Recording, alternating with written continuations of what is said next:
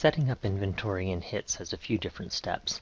The very first thing that we need to do is to make sure that all of our organizations, all the vendors and manufacturers, exist within HITS. So that's what we're going to do first. So if you go up and you click on Setup, and then click on Base Object Manager, and we're going to get a new window that pops up. Within this new window, we're going to click on Organizations.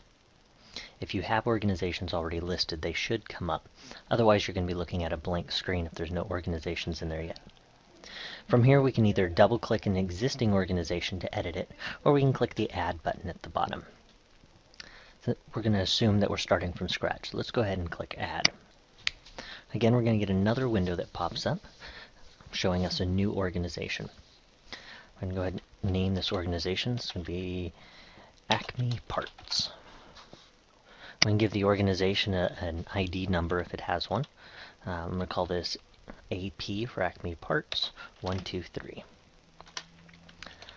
John Smith is my contact over there, and his phone number is area code 209-123-5555. John Smith is john.smith@acme.com. I don't have a fax number, so I'm going to leave the fax number blank. Now, Acme Parts is both a vendor and a manufacturer, so I'm going to check both of these boxes. Now, the next thing we need is an address. We're going to go ahead and Add, and we're going to pick from this drop-down what type of address is this. Is this a physical address, or is it just a mailing address? Well, I'm going to go ahead and enter a mailing address. Their mailing address is here, 123 Main Street. Go Suite 2B in Hometown, California, 95209. Now, if there's only one address, then we can mark it as the default address. Otherwise, if we have multiple addresses in here, let's say maybe they've got suites or locations all the way across the entire US, then we can put multiple addresses in here and then select which one is going to be our default address.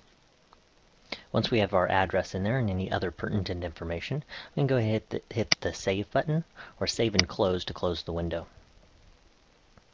And that is it. Now we have a new vendor added to our list.